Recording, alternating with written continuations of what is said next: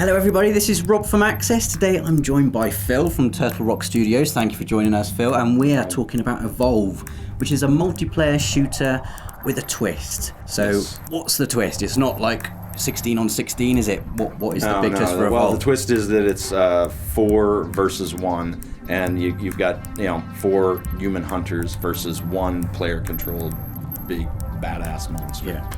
And obviously you guys have got quite a lot of experience when it comes to making multiplayer shooters. So what lessons have you learned from making Left 4 Dead, obviously? What for you is crucial to making a really fun multiplayer experience?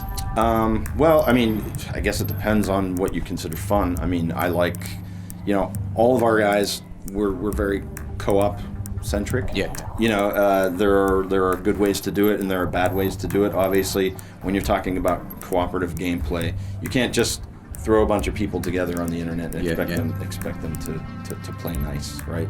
So it's all about sort of building in systems into the game that encourage, players to play nice. In Evolve, we've done a lot of that. I mean, particularly with classes, each class, sort of has a very specific job to do, right? And if you're not doing that job, you're gonna lose, and your teammates might be kind of mad at you, and cuss you out.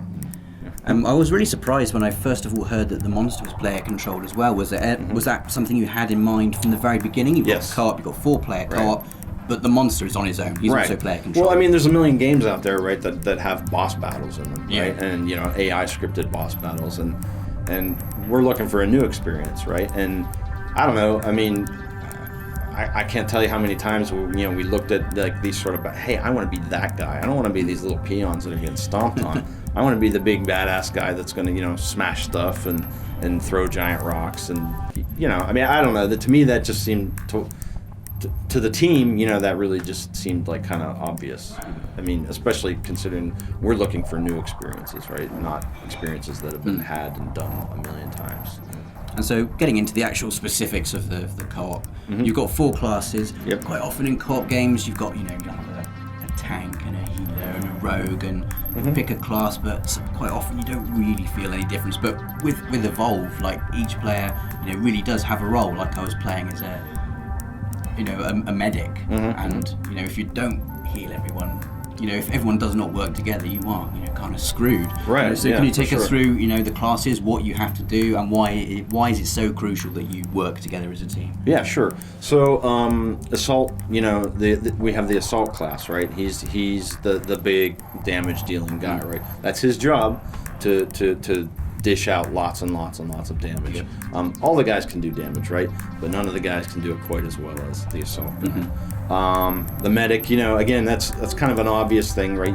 The medic needs to keep everyone in the action, and of course, if the assault guy's up there doing his job, he's going to be getting battered, right? And if the healer isn't keeping him healthy, he's going to go down, right? And then you're going to lose your big damage dealer. The trapper, his job is to find and sort of restrict the monster's movement. So a good example of that is like Griffin, one of the trappers that you probably played today. He's got sound spikes, right? And sometimes the monster is hard to find, but if you sort of blanket an area with these sound spikes, right, the monster goes through there and he makes any kind of noise, right, you're going to get a ping on your HUD. So that's the trapper's deal. He's helping you find the monster. He's got a lot of equipment that's meant to do that. And then of course once you do find him, right, I mean, he needs to sort of control the monster's movement or inhibit his movement. To go back to sort of the example of the assault guy, right? The monster punches the assault guy goes flying. The monster advances on the assault guy to keep pushing the attack, but the trapper's behind the monster and hits him with the harpoon gun, right? Suddenly the monster is stopped in his tracks. He can't get to the assault guy, and he has to turn around and deal with the trapper. In the meantime, the assault guy's getting up. He's, so it's about kind of moving everybody around, trying to bait the monster in all these different directions. And then the last, of course, is the support class. The support class's deal is he's the guy. He's like he provides buffs You know, he provides tactical advantages to, you know, the rest of the team in terms of, you know, the guys are going to be different, right? Some of them will provide defensive, you know, buffs, and some of them will provide offensive buffs. In the case of Hank, you know, he's got the shield projector. You know, we can again go back to the assault guy, right? The assault guy's getting smashed and he's got him backed into a corner and he's having a hard time getting out. Well, the support guy's going to hit him with the shield projector, right? Suddenly the monster's wasting his time. He can't do any damage. So effectively, you know, at least a smart monster is going to turn around and go after the source of that, right? He's going to go after that support guy. Of course, as he's going after that support guy and banging on him, the medic is healing the support guy so that he doesn't die, and in the meantime, the trapper is harpooning him, you know, keeping him from getting around, and then of course all the time the assault guy is just unloading on him as much as possible. I mean, that sounds like pretty bad news for the monster, but when I was playing with him, I was surprised. I was expecting him to be kind of powerful but quite slow, but he's pretty agile, isn't he? He can leap around everywhere. So and obviously he can evolve as well. So, you know, what can you expect as the monster? What kind of kick-ass abilities have you got? Well, I mean, and so, you know, I mean, I can talk about Goliath, you know, because he's the guy that you guys got to play today. He's our brute, you know, he's sort of our more straightforward monster. You look at him and you kind of immediately understand what he's all about, which is, you know, kicking ass, right? He can pick up a giant rock, you know, rip it out of the ground and throw it at the hunters. He can breathe fire, which is often is really good for him for crowd control. I mean, if he's got 4 hunters right in his face, just, you know, and everyone's on fire. He has a leap attack, which, in addition to, you know, covering a lot of ground when he comes down, you know, he deals with sort of a big vicious blow and, you know, sends people flying. And then the last thing is he's got a kind of a bull rush, you know, so if the hunters are sort of all clustered together, he can hit them, bowl them over, right? They fall, he can turn around and start pounding on them. The other thing that he can do that's really cool is that he can jump really far. You know, he's got kind of like a leap, sort of like the Hulk can, you know, leap really far distances, and he can climb just about any surface, you know, in the map. So, I mean, the thing about the monsters have to be mobile, right? Because if they're not mobile, then the hunters can lock them down really easy. And so, you know, we gave all of our monsters the ability to, you know, to evade and sort of lose the hunters. I mean, you got to be able to do that, right? Otherwise, if you get found at stage 1 when you're relatively weak, you're never going to get away. You're just going to own it, you know.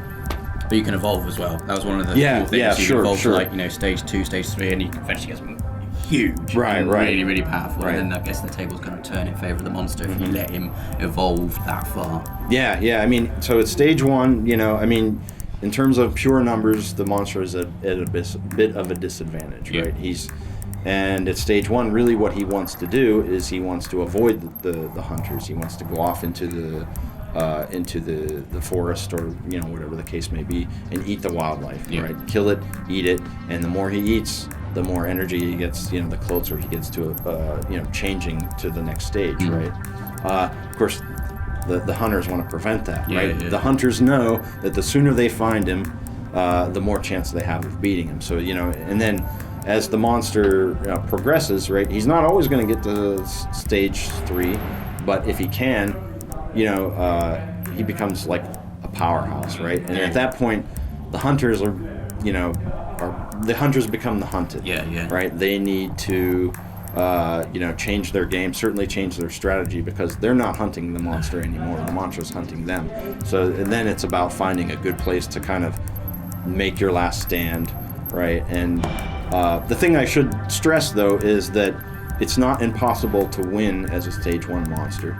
And it's not impossible to beat a stage 3 monster. You know, I mean, we've designed it in such a way that it's always possible. It's just a little bit harder. I mean, you said in the presentation that you guys play this game every day. Yes. I mean, I played it 4 or 5 times, and each time, you know, was completely different. It was a huge, you know, kind of amazing story that you want to go and and talk to people about? I guess you must have had loads of scenarios. Are there any that spring to mind, really memorable scenarios that you guys have had playing it in development? Sure. The ones that are always fun, and it's gotten to the point where I sort of give new monster players this little bit of advice, is the wildlife is there, the wildlife that's in there is a danger, but different kinds of wildlife are dangerous to different parties. So, for example, you take the tyrant, and I don't know if you managed to go into the tyrant pool or see the tyrant pool when you're playing.